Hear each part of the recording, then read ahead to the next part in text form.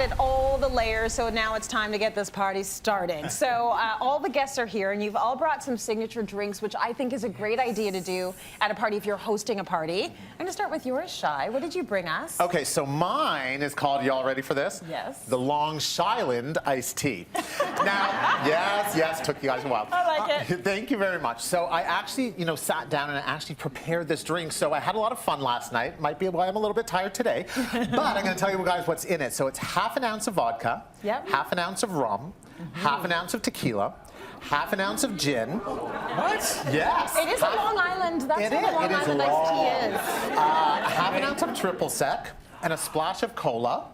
And a little lemon wedge. Are they all drunk in Long Island? Oh, have you been to Long Island? Yes. Yes. You need to drink if you live on Long Island. Wow, that's a lot of great stuff in there.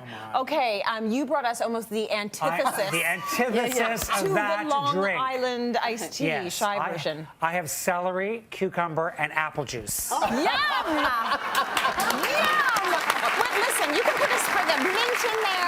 You could put mint. You could, if you really want to, you could put mint. You could put a little ginger ale in there, or you could, if you're really from Long Island, you could put vodka. You could, and then it's still a nice, clean summer drink, It's right? so delicious. I first had it in Amsterdam, and it was like, it smelled like fresh grass. You know, that beautiful smell of when the lawn is first cut? Yes. And I just kept drinking it and drinking. I loved it. It's refreshing, and the thing is, the apple in there will give it a little bit of sweetness. Which to me is what's important. So that's lovely. Yes. Okay, what have you got, Jax, for your signature drink? Well, I love this drink so much. So it's called Jackie's Jasmine Fizz. It sure is beautiful. It is really pretty. Or JJ's Fizz, as my friends know it, because I make it a lot. But anyway, so what it is, it's bubbly, and it is kvass simple syrup. And I think that's what really gives it its flavor, because the kvass, this particular simple syrup is jasmine and lavender. Ooh. So you add that and a little bit of gin.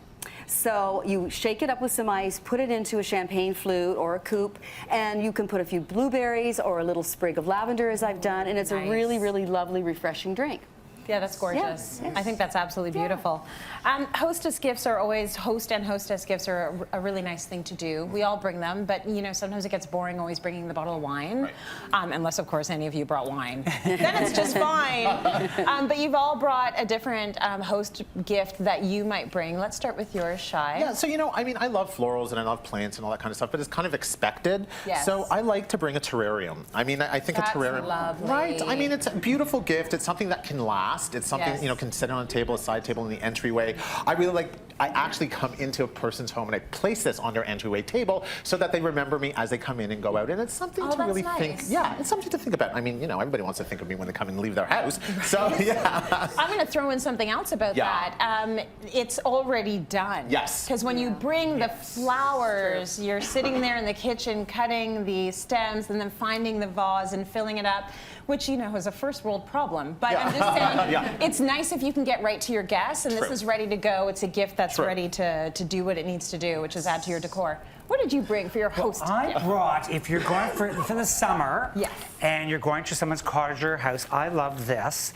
This is a table tennis game. Oh. So you have both of these. That is so good. With the Hudson's Bay stripe, the classic Hudson's Bay stripe. Yes. And it comes with the balls and it comes with the case. And this is great if you're going to someone's cottage or their house. And if they have children, they'll just love it. That is so cute. Just clear everything off the table and just play table tennis. That's something different too. You don't usually do that. Like bringing any kind of game, cards, any of those little activities, that's a nice thing to share with the family. Absolutely, and they'll have it forever. Absolutely. Yeah, just be careful they don't break Shai's gift. Exactly. Yes. Exactly. Don't break the terrarium. Don't do it in the house. What did you bring? What did you bring me for your host gift? Well, Jax? you know what I like to do, because if I love my drink, so I like to actually bring a special cocktail drink to my friends. So I will do a sampling of some simple syrups, I'll bring some bubbly or whatever, and I just create a really nice gift basket so that they can either make the drink that night or they can have it later on, and then they will remember me. Yeah, they sure will. Yeah. I would remember you for sure. Okay, so what a great hostess gift from Jackie. You can buy the wine at Trius, and they've sent down a gift basket worth $250 for one lucky audience member. We're going to draw for that after the show today, so someone will walk home with that.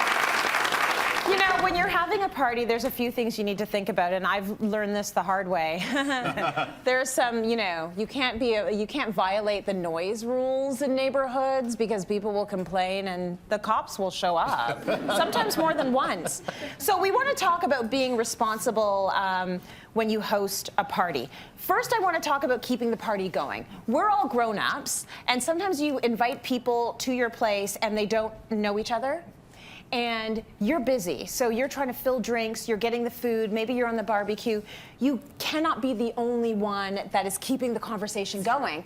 So I will say, hey, Jackie, this is Shai. This is so funny, you're both in interior design. Speak amongst yourself, and then I'll walk away. Right. So, but keeping that conversation going is important. So do you have tips to help us with that? And you're very good at this. Yeah, well, I love people, and I love sort of what makes people who they are. So I will ask them it's like an interview.